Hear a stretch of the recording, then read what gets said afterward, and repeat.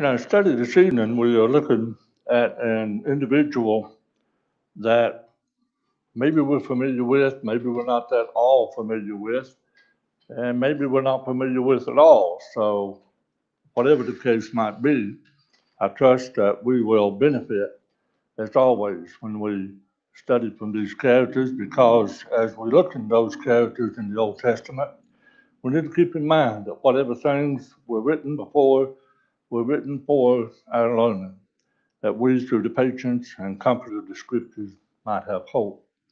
I sometimes think that many people wonder, why do we still have the Old Testament? Why is it still around? Well, this verse explains that. There are many, many things that we can learn from the Old Testament, many eternal principles that are contained that begin in the Old Testament, like God's laws concerning marriage. That begins in the Old Testament and follows through all even up till today, that God hates divorce. God has joined man and woman together. And certainly to teach about the creation that we know that has come under a very ferocious attack in the last 12, 15, 20 years. All of these things are helped to be, cause our faith to be made what it ought to be and be made stronger.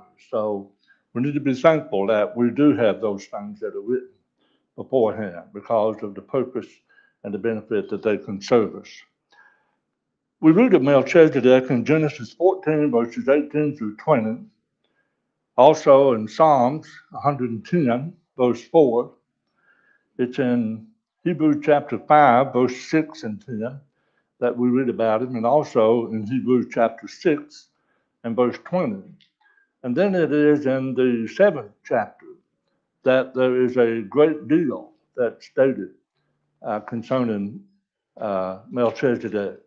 So that's why I asked you last Wednesday night to take the time between then and now to read Genesis 14. Although we'll be looking at these three verses, yet it's good to get the context of those three verses. And so having read Genesis chapter 14, you can see the things that were happening that led up to the introduction of Melchizedek for the very first time.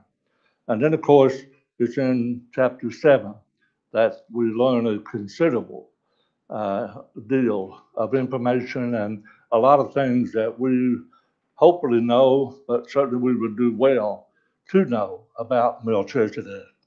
So let's read the verses that are rather short. Genesis 14, verses 18 through 20, Brother Byron.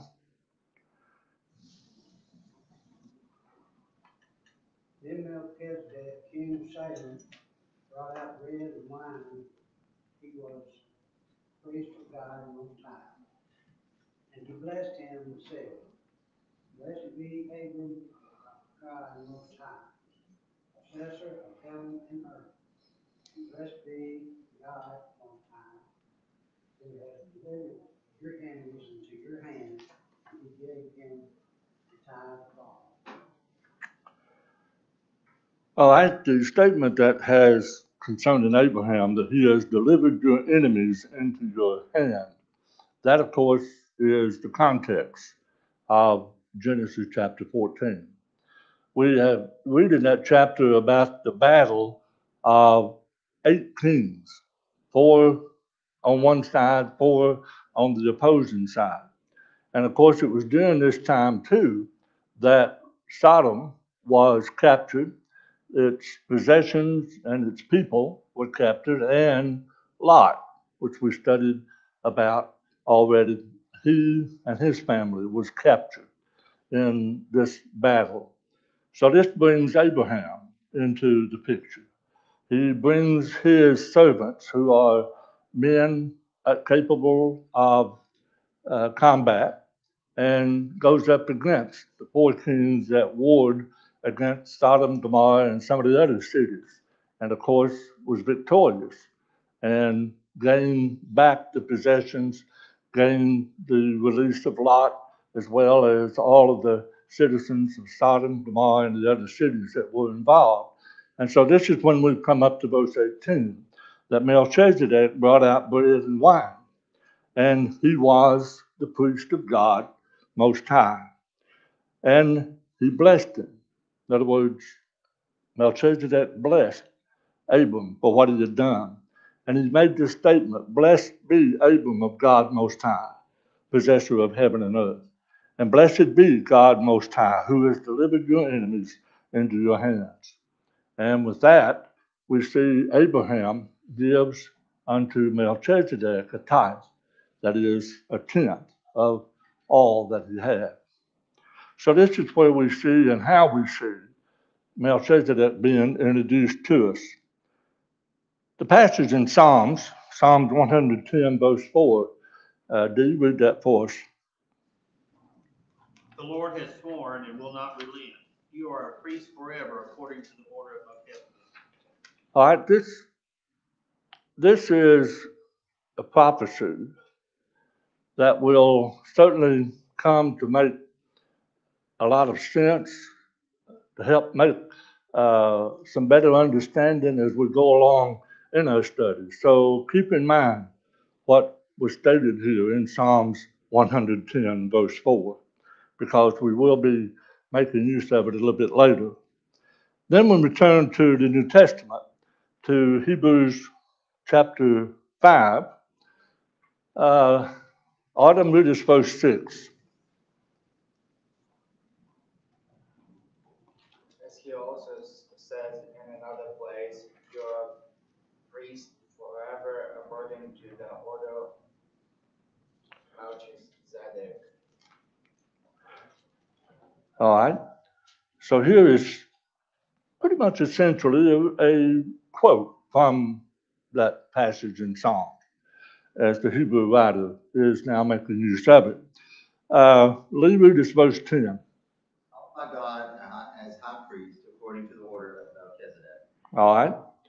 And one other passage, besides, of course, all of chapter 7, is Hebrews chapter 6 and verse 20, Brother Tim.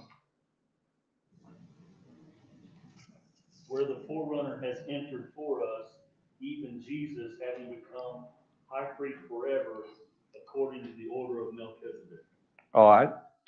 Now, notice the number of times from all the way back to Psalms, and then the 3 verses that we read in Hebrews.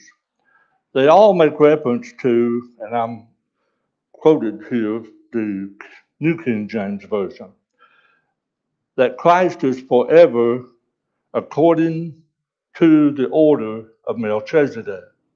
So the priesthood of Christ is just that.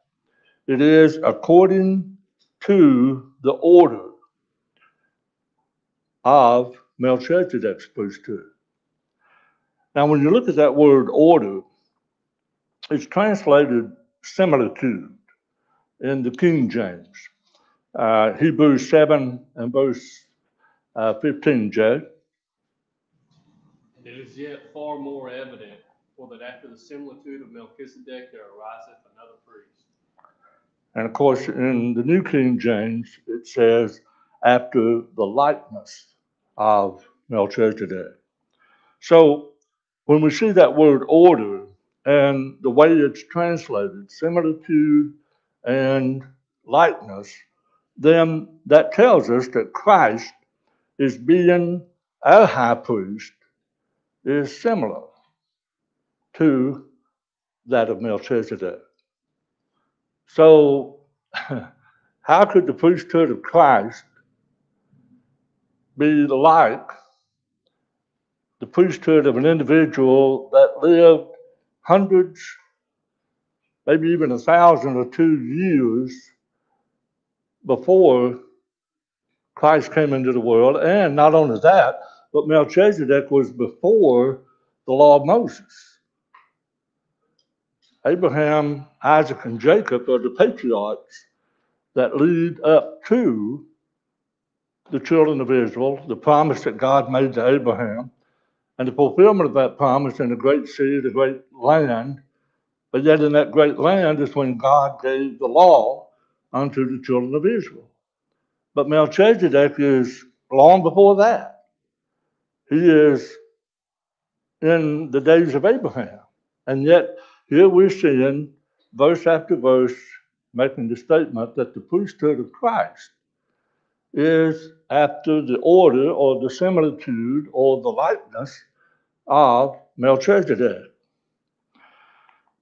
And one point, since a lot of what we're going to be looking at tonight is from the book of Hebrews, let's get in our minds the context of that book. The book of Hebrews was written to Hebrews, but another way of saying that, it was written to the Jews who had become Christians. That's who the book of Hebrews is primarily dedicated to, those Jews that have become Christians. Now, because they are Jews, and because of their long lineage, especially under the law of Moses, what we see in the book of Hebrews is one of the best books that we can go to see the difference between the New Testament and the Old Testament. We can see that surely how it would be easy for these Jews who had become Christians to be having difficulty with separating and distinguishing the law of Moses from the law of Christ. So the book of Hebrews is one of the more excellent, and another book that sort of goes along with this is the book of Galatians. Galatians is another book that helps to see the contrast between the Old Testament and the New. And of course, the Galatians, they were having trouble wanting to go back under the law. In fact, that was the verse in Galatians 5, verse 4 that Paul said, if you become justified or if you seek to be justified by the law of Moses, Christ has become of no effect unto. And so the same is true here of the book of Hebrews. There is a difficulty in their relationship and their responsibility to the law of Moses. So that's one thing that we need to keep in mind as we look at the many things that is stated in Hebrews concerning Melchizedek. Okay, let's look at the similarities. It says, after the order, after the similitude, after the likeness. So, what are the similarities of Melchizedek's priesthood and Christ's priesthood? We know that Melchizedek is a king. Brother George, read us Hebrews 7 and verse 1. For this Melchizedek, king of Salem, priest of the Most High God, who made Abraham return from the slaughter of the king and blessed him. All right. He was a king. So automatically, at least now, we should be able to see that the similitude of Melchizedek and Christ's priesthood is that not only were they both priests, but what else? They were both kings. They were both king and priest. And that we see too, that Jesus was king in Luke chapter 23 and verse 2. Gary, read that. And they began to accuse him, saying, we found this fellow perverting the nation and forbidding to pay taxes to Caesar, saying that he himself is Christ, a king. So we know who the him is that they're accusing. It's the Lord. It's Christ. And the statement that they make is a statement that, at least at this point, on this point, they're telling the truth. You couldn't always take statements that the scribes and the Pharisees would make about Jesus that would be a true statement.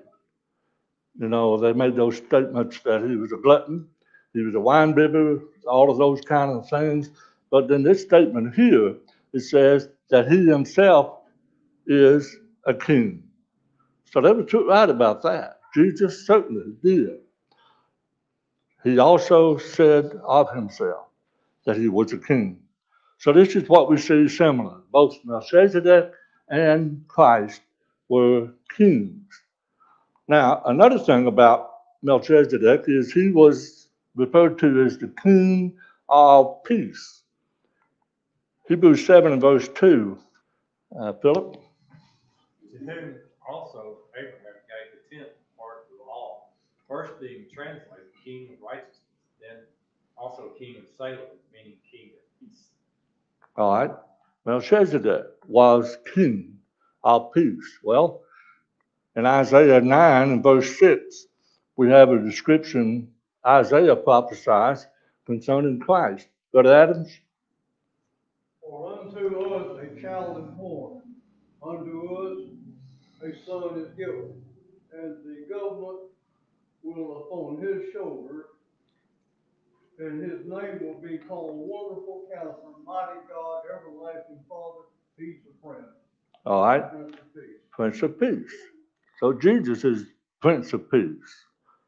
Melchizedek was Prince, King of Peace.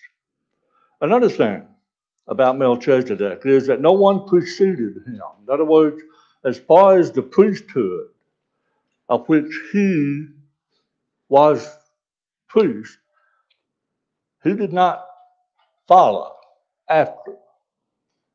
He did not precede, I'm sorry, using the wrong word. No one preceded him.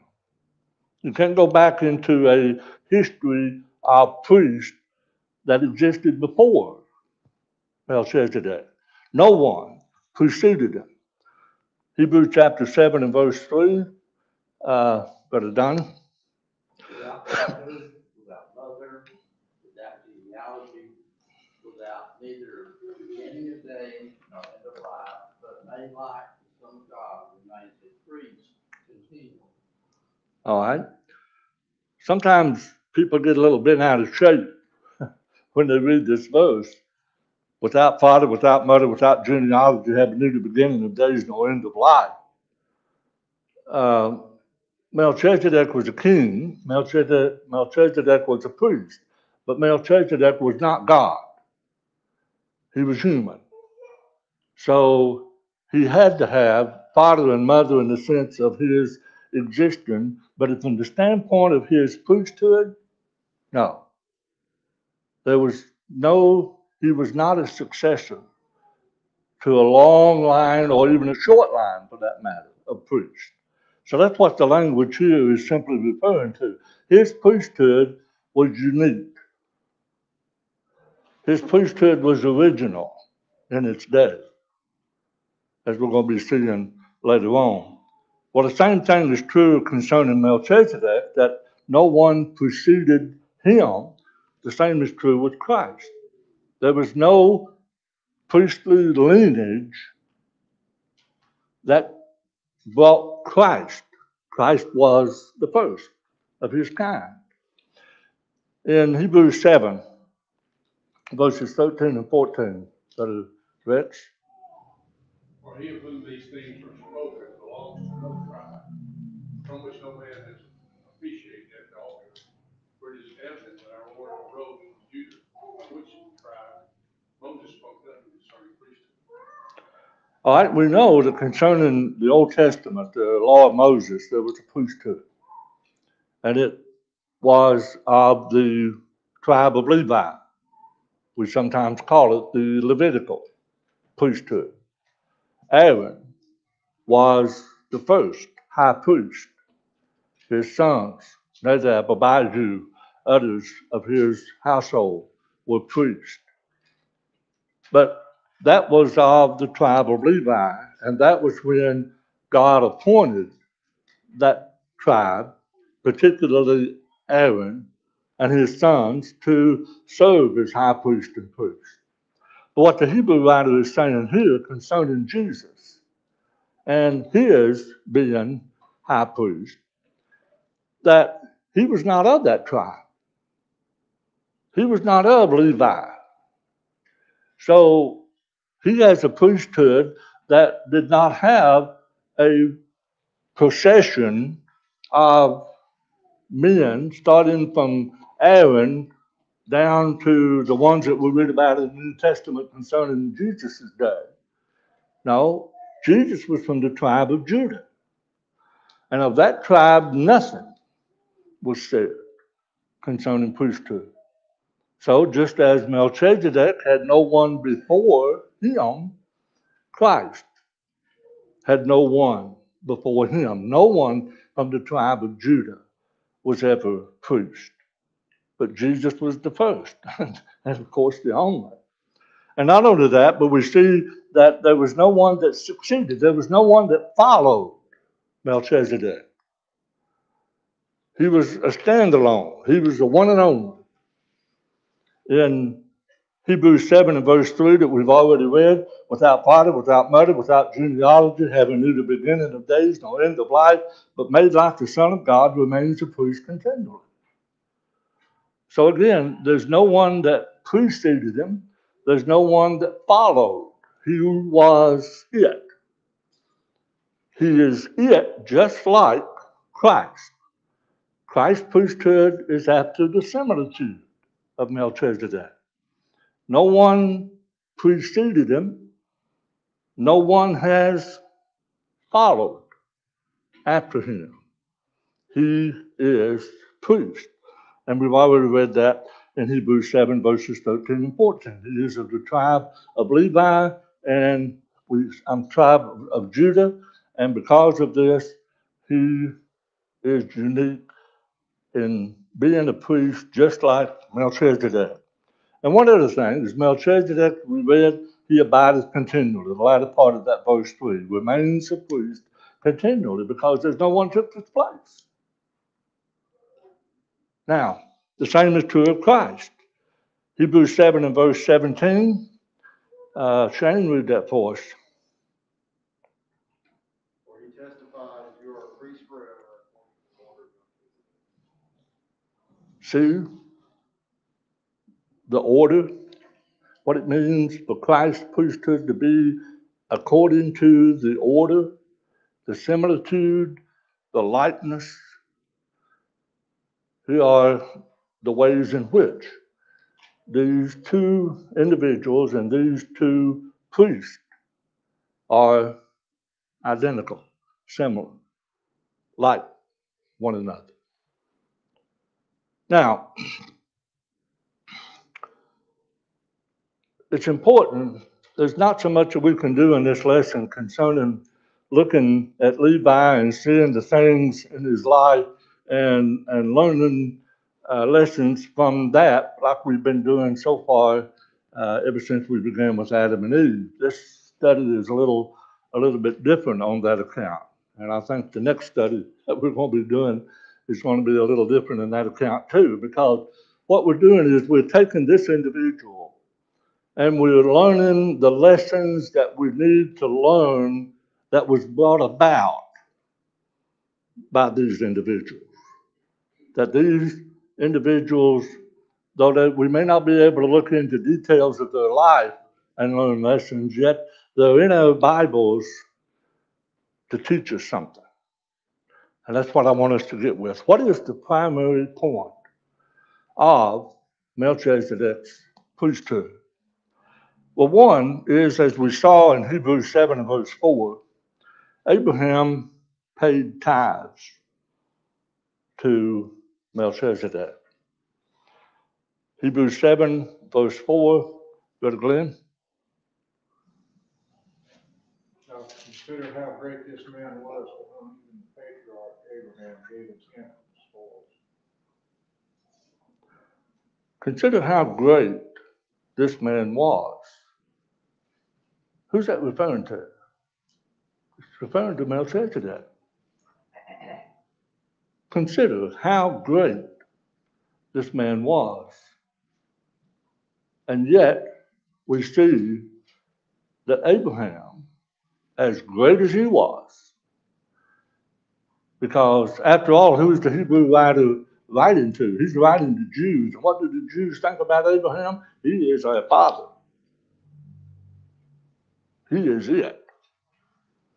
Now we know that Moses gave us the law, a Jew would say. But our father is Abraham. So the writer here is saying that look how great of a man Melchizedek was, and yet Abraham, the patriarch, paid tithes unto him. So Abraham, as we said, Matthew 3 and verse 9, the dove. 3:9.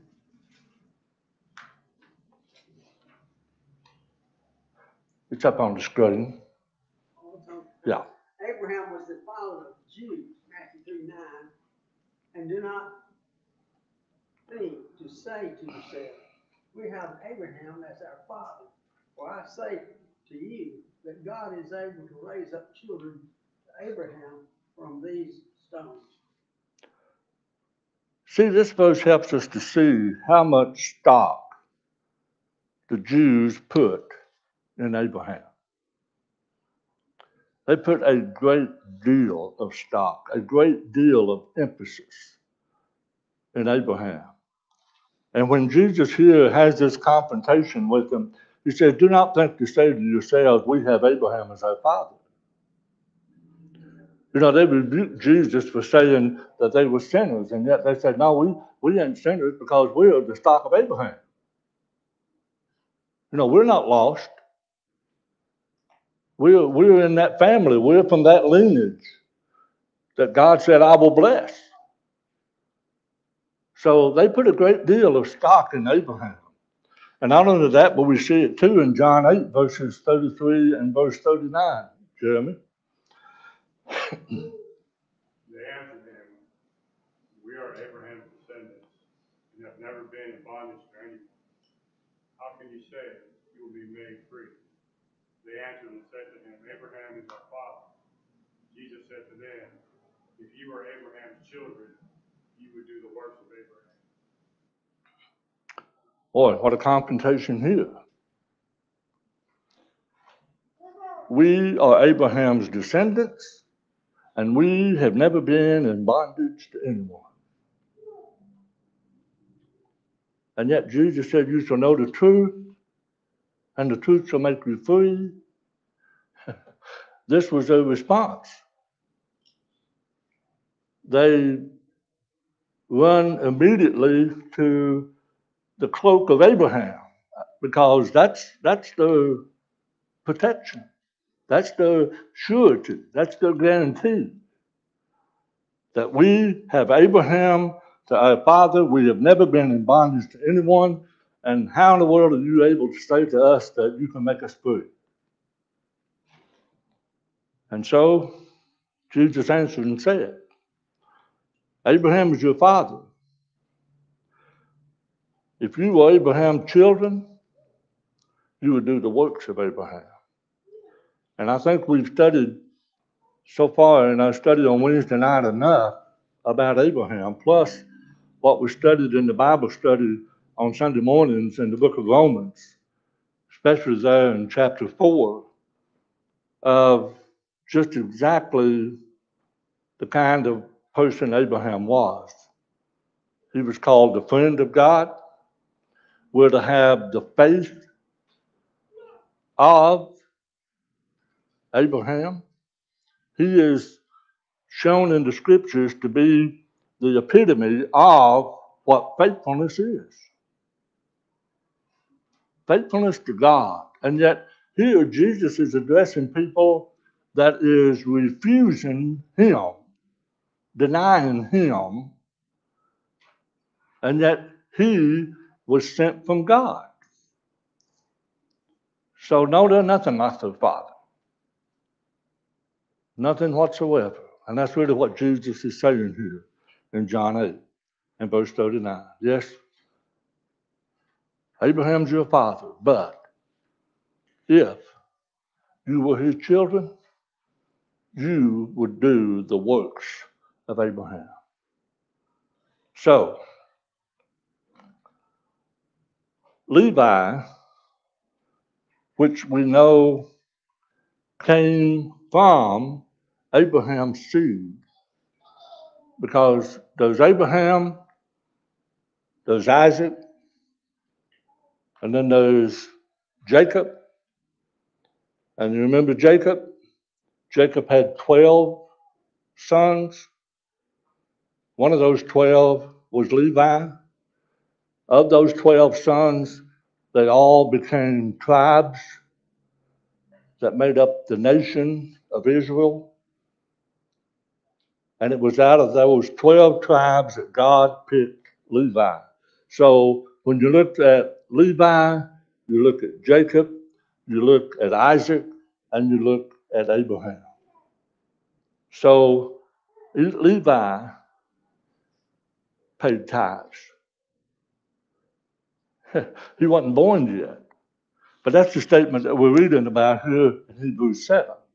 That's why I said it was important to read chapter 7. Hebrews 7, read us verse 9 and 10, Bobby. Then Levi received tithes and paid tithes directly now, so to speak, for he was still in the loins of his father when Melchizedek met him. That's an interesting statement, isn't it? Abraham paid tithes to Melchizedek. But when Levi, Aaron, and his sons and the successors, they all received tithes. All through the law of Moses, the Levites received the tithe, just like Melchizedek did. But see, the Hebrew writer is showing them here that when Abraham, their father, paid tithes to Melchizedek, that was, in a sense, Levi also paying tithes. So think about that just for a second. That sort of undermines the Levitical priesthood, doesn't it? The Levitical priesthood paying tithes. And it did that, in a manner of speaking, when Abraham paid tithes to Melchizedek. So this shows that the Levitical priesthood was not a superior priesthood. Surely that's what we need to come away with from verses 9 and 10 of Hebrews 7. By the fact that Abraham paid tithes to Melchizedek, in a manner of speaking, Levi, the priesthood, under the law of Moses did. So that speaks something concerning the lesser superiority of the Levitical priesthood. Hebrews 7, verse 11, Brother Mike. Therefore, the perfection was moved to the Levitical priesthood, under it the people received the law. What further need was there that another priest should rise according to the order of Melchizedek, not be called according to the order of Aaron? Now, Hebrews 7 and verse 11 gives us an unavoidable conclusion. Perfection was not under the Levitical priesthood. That's what we just read. And because perfection was not under that priesthood, there was the need for another. If perfection had been, there would have been no need. But there was not perfection. The law of Moses was meant to be kept. It was meant to be kept perfectly. If it was kept perfectly, there's no sin, because sin is the transgression of the law, right? But the law was not perfect in the sense that the people to whom that it was given did not keep it. Well, when they did not keep it, they sinned. Could they get forgiveness of sin? No. The old law, the law of Moses, could not grant the forgiveness of sin. It was for the purpose in which God gave it, and that purpose was to bring us unto Christ. But that's why we're reading here. Perfection was not under the Levitical priesthood, therefore there was the need for another, and yet this necessitated what? A change of the law. For the priesthood to change, there had to be a change of the law. Read us verse 12, Rodney. For the priesthood being changed, of necessity there is also a change of the law. All right? You cannot change the priesthood. You cannot change it from the Levitical priesthood to Christ, who was of the tribe of Judah, without something monumental having to occur. And that was the changing of the law. The law had to change because it could not continue and not be under the priesthood of the Levites. So there had to be a change of the law. And what we see is that Christ's priesthood, we're running out of time, is superior. His law is superior to Moses, Hebrews 7, verses 16, 18 through 22. It gives us a better hope, verse 19 of Hebrews 7. For the law made nothing perfect. On the other hand, there is the bringing in of a better hope, through which we draw near unto God. What does sin do? It separates us. So if we live under a law that cannot grant the forgiveness of sin, then how can we draw near unto God? Of course, there was that sacrifice that the Levites offered once a year, but that just only caused sin to be rolled forward. That only caused sin to be remembered. That's why Jeremiah and the Hebrew writer talks about that it will come in the days that God will make a new covenant in which sin and iniquity will be remembered no more. That was not true under the law of Moses. Every time, every year that lamb without spot and blemish entered into the most holy and its blood was sprinkled upon the altar, it only atoned for the sin. It only rolled sin forward. But every year it was remembered. Because there's no forgiveness. It's not possible for the blood of bulls and goats to forgive sin. Only the blood of Christ. Not only that, but he brought in a better covenant. He's the surety of a better covenant. And what a surety is? A guarantee. There's nothing better than a surety. And of course, it's a holy priesthood. It's a high priest was fitted for us who is holy, harmless, undefiled, separate from sinners, and became higher than the heavens. What did the priest have to do before they did anything else? They had to offer sacrifices for their own sins. Right? Then they could offer sacrifices for the sins of the people. What about Christ? Did he have to offer some sacrifice for his own sin? No. That's why this verse says, he's holy, he's harmless, he's undefiled, he's separate from sinners, and has become higher than the heavens. No person of the Levites could ever attain that. He offered himself once. Remember we said a moment ago they had to offer that sacrificial lamb once every year. They had to offer sacrifices every day under the law of Moses. But Jesus offered himself once. Let's read that, Reuben, verse 27. It is not made daily as those high priests to offer up sacrifices first for his own sins and then for the people's. For this he did once for all when he had offered up himself.